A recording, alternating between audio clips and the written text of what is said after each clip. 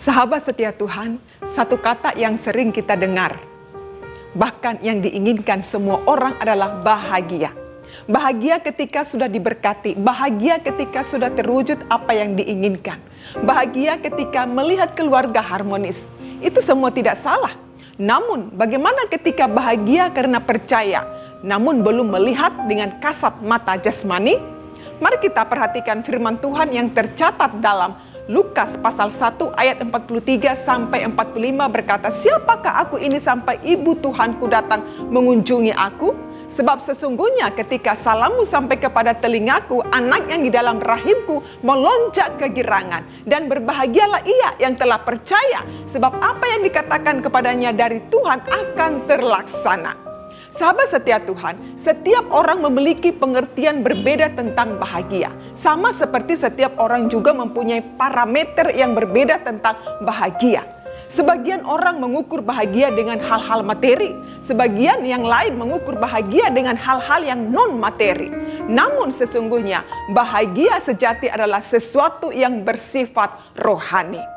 Orang Yunani menyebut bahagia sebagai eudaimonia. Sesuatu keadaan yang objektif, tidak bergantung pada subjek. Ini berbeda dengan happy, di mana seseorang merasa bahagia walau ia sebenarnya tidak sungguh-sungguh bahagia. Ini berarti juga bahwa bahagia adalah suatu kondisi yang dialami secara rohani dan sesuatu yang sangat berhubungan dengan Tuhan, sehingga menimbulkan rasa syukur seseorang dari dalam hatinya. Artinya, apapun keadaan seseorang, jika berhubungannya baik dengan Allah, maka ia dapat menikmati bahagia itu dan mengalami rasa syukur. Jadi kunci bahagia yang pertama adalah mengucap syukur. Mengucap syukurlah dalam segala hal, sebab itulah yang dikehendaki Allah di dalam Kristus Yesus bagi kamu. 1 Tesalonika pasal 5 ayat 18. Mengucap syukur bukan berarti ketika kita bahagia dan diberkati. Namun dalam segala hal berarti dalam segala keadaan senang maupun kurang baik. Kalau uang menjadi ukuran sumber kebahagiaan dan kita baru bisa bersyukur, maka hanya orang kaya yang akan bahagia dan mengucap syukur. Tetapi nyatanya ada juga orang kaya tidak bahagia.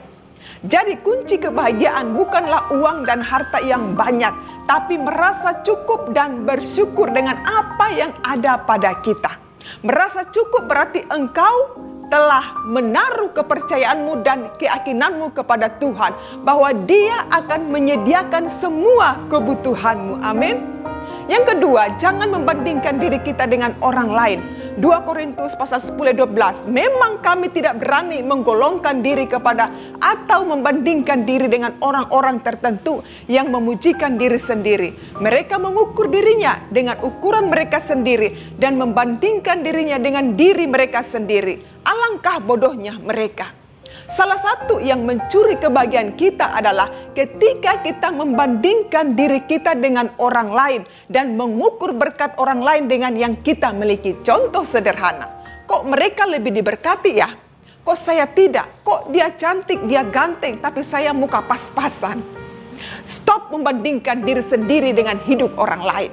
Stop mempersalahkan diri sendiri. Jangan engkau merasa insecure dengan keadaan yang engkau alami. Nilai hidupmu tidak ditentukan dengan apa yang orang lain miliki, tapi engkau menjadi bernilai ketika hatimu memiliki Yesus dalam hidupmu. Maka engkau adalah orang yang berbahagia. Amin. Yang ketiga, percaya. Elizabeth ibu Yohanes Pembaptis menyebut, berbahagialah orang yang telah percaya, sebab apa yang dikatakan Tuhan kepadanya akan terlaksana.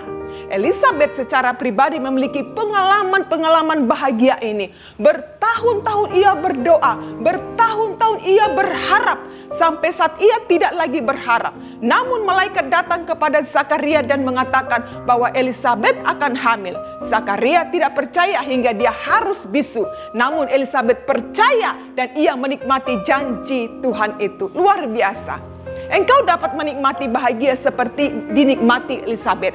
Syaratnya adalah percaya pada firman. Firman Tuhan menjelaskan banyak hal yang mungkin bagi kita tidak masuk akal dan sulit untuk dipercaya.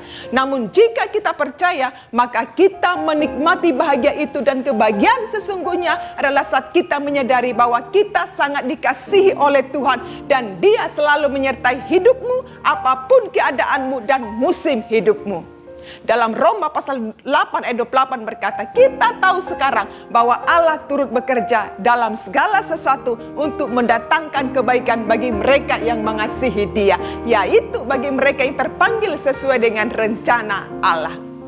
Pilihlah untuk bahagia, karena Kristus cukup bagimu, dan jangan berhenti untuk percaya sesuatu yang baik itu. Selama hubunganmu terus melekat kepada Tuhan dan menyadari akan kasih-Nya yang begitu besar, engkau akan terus memiliki iman dan pengharapan kuat di dalam Dia. Tetap percaya pada firman Tuhan, walau rasanya sulit percaya. God bless you.